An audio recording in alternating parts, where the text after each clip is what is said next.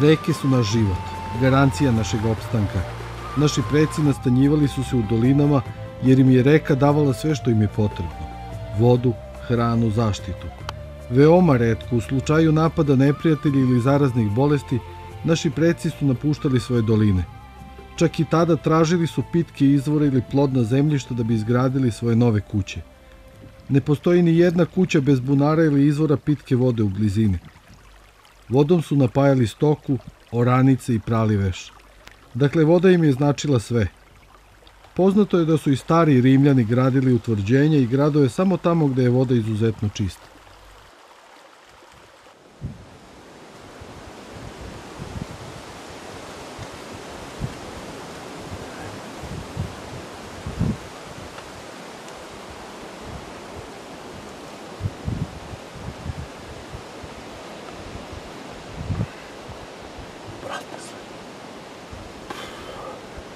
Mora da probaš. Ovo treba da si ima voda, brate. Ovo je bogatstvo. Ovo je možda Ovo je bogatstvo koje para ne može da plati.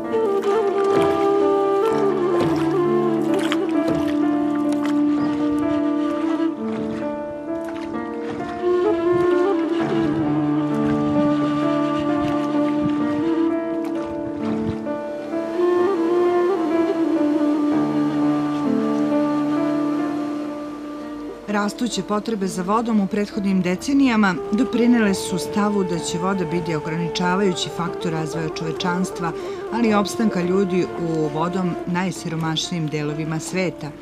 Većina reka u razvijenim zemljama postale su samo kanali otpadnih voda koje čak i prevazilaze kapacitete samog vodenog toka. Razgradnja otpadnih materija veoma je usporena, pa je količina kiseonika potrebnog živim bićima u njoj višestruko smanjena. Kod nas je sve veći broj odumirućih reka, dok je na nekim tokovima stanje toliko loše da života u njima gotovo i da nema. Ključni izvori zagađenja reka u Srbiji su neprečišćene industrijske i komunalne otpadne vode. Oko 50% zagađenja ispuštenog u reke dolazi od industrijskih postrojenja, a samo 13% komunalnih otpadnih voda se tretira pre ispuštanja. Veliki zagađivač voda Srbije su i neuređene deponije. Voda i otpad su čvrsto povezani jer svaki otpad dospeva i do podzemnih voda. Posledice nebrige zbog neodgovarajućeg odlaganja otpada sve se više osjećaju, a brojni izvori su već zagađeni. Podzemne vode zagađuje i preterana upotreba veštačkog đubriva, a iz godine u godinu broj poljoprivrednika koji koriste štetne pesticide i supstance otrovne za prirodu sve je veći. Na skoro svakom koraku vide se ogromna i opasna zagađenja skoro svih voda u Vranju. Obe naše reke, i Vranjska i Sobinska, zagađene su do neprepoznatljivosti.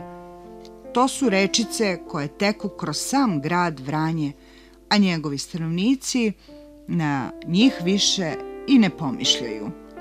Obe ove rečice su toliko zagađene da skoro svi mi sklanjamo pogled kad god prolazimo pored njih. Južna Morava najveća reka u našem kraju, pa samim tim i najvažnija, zagađena je do te mere da je voda u njoj neupotrebljiva.